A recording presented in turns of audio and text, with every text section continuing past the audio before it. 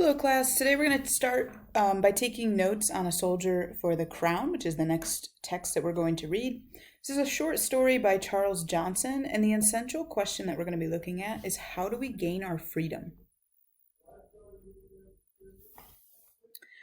We're going to be analyzing several literary elements, specifically point of view. Now, you should know that point of view refers to the method an author uses to narrate a story, or the perspective you may have heard before.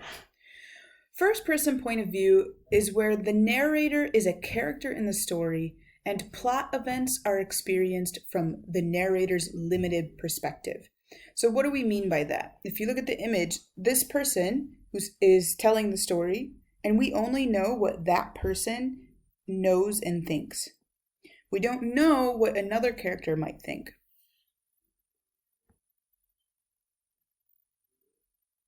Third person point of view is where the narrator is not a character in the story, but an outside observer.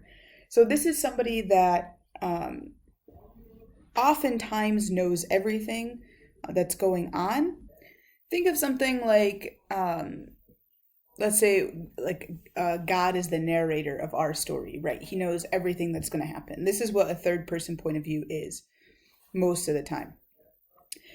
Now, one that's not common, but still exists, is second person point of view.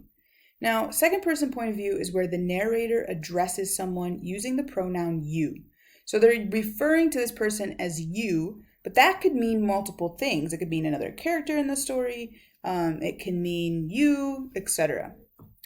In A Soldier for the Crown, the narrator addresses the main character, but often speaks as if he or she has entered the mind of that character. So they're speaking to address the main character, but it comes across as if they know what that person is thinking. And if you're still a little confused about what language is used with first person, second person, third person, you can look at this image. First person is I, we. Second person is you. And third person is he, she, it, they. With second person point of view, the reader may not know the author is addressing the character, a reader, or the self. The reader must piece together information the narrator reveals to understand plot events or characters' behaviors. Now, this can be really tricky because you have to make inferences, which is something we talked about last term. You have to make inferences about what's happening in the text. So that you can be very ambiguous. You don't really know who they're talking about, talking to. Point of view can also shape the development of theme, the underlying message of a story, by affecting how much readers know and when they learn key information. Based on who's telling the story, it changes what we know and when we know it. And if you guys have ever watched, any movies or TV series, right? Sometimes you can find out information a little bit too late, and that changes how people react, and then things are missed or drama happens, etc. So point of view is really important in the sense that it really does drive plot.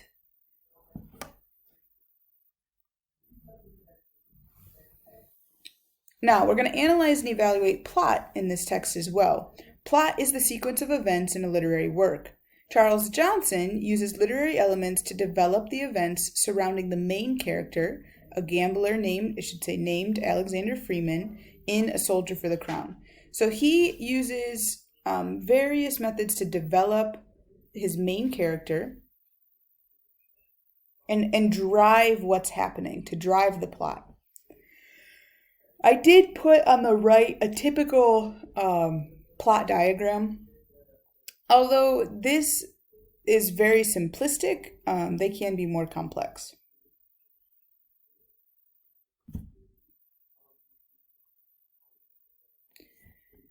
Suspense is the excitement or tension that readers feel as they wait to find out how a story ends.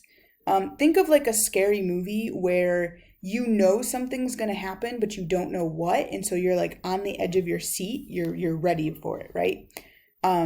That's what suspense is. You are feeling the suspense when you watch a scary movie and like the music starts playing and they're walking down a dark alley and you know something's going to happen, but you're like, don't do it. That's suspense. The author builds suspense when he introduces the main character as a risk taker and creates suspense about the story's outcome with statements such as, but did you win this time? Notice that this is italicized. You can emphasize, like the emphasizing certain words is stressing, like this time, did you do it yet? You know? And so when you know somebody is a risk taker and they keep asking like, did you do it? Did you do it? But you don't know what it is, or you don't know, what the game is, what we're winning or whatever. You're like, what? Like that creates suspense. Setting is the time and place in which events take place. Now, setting is important for multiple reasons, but it also introduces historical context. Historical context is the conditions, the customs, anything that makes up the period in which the story takes place. So the conditions and the customs during the time period in which events occur. For example, if we were to write a story that was based during like the image, right? During women's quest to earn the right to vote. So early 1900s, like 1915 to 1920, right? Then some things are going to be different, right? The roles of women were very different then than they are now. Mostly women were at home and they were housewives and they weren't really treated like equals. Barely people owned cars, right? And there were a lot of factory jobs. Like just the way of life was completely different. So you need to understand that to understand maybe why they wanted that equality. Now you'd be like, of course women need the right to vote because you were raised in an environment where women are given equal-ish rights, more so equal. So you need to, anytime you read a text that's not based during the current time, you need to look up what the historical context is, because it makes a really big difference when you're interpreting different parts of the story. The last major term we're going to look at is ambiguity. This is one of my favorite things that's created in stories. But ambiguity is the uncertainty created when readers can interpret words, phrases, or events in more than one way. So a really good example of this in images, right? Look at the image that's on the left. What do you see? Some of us will see a duck. If you see a duck, you're looking like, this is the bill of the duck, here's his eye, this is his head, right? If you don't see a duck, then you're probably seeing a rabbit. Again, here is the eye, here are the ears, here's the head, and you can see like there's a little divot here where his little nose would be, right?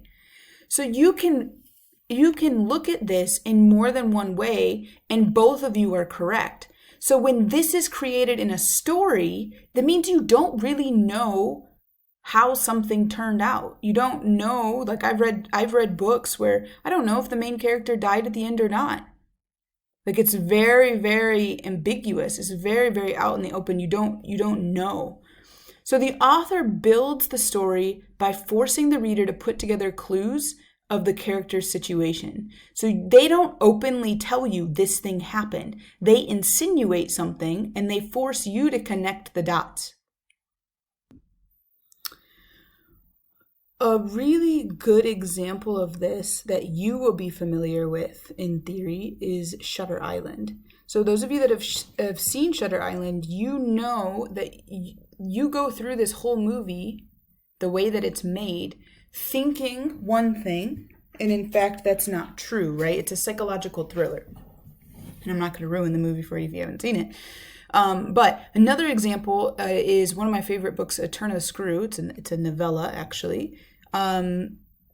You read it and you don't know if the narrator is actually seeing ghosts or if she's crazy. And so there's a whole lot of ambiguity around the whole situation, to the point where the novella was written over 100 years ago, and people are still arguing over whether it's a ghost story or if it's a story about a crazy person. So ambiguity can completely change how you view a story. Now, there are 4 vocab words that you'll need to know for this text. So if you are not familiar with these words, capacity, belatedly, unalienable, and elusive, then you should define these for your own benefit, and we'll be ready to read. So I will see you guys in a little bit.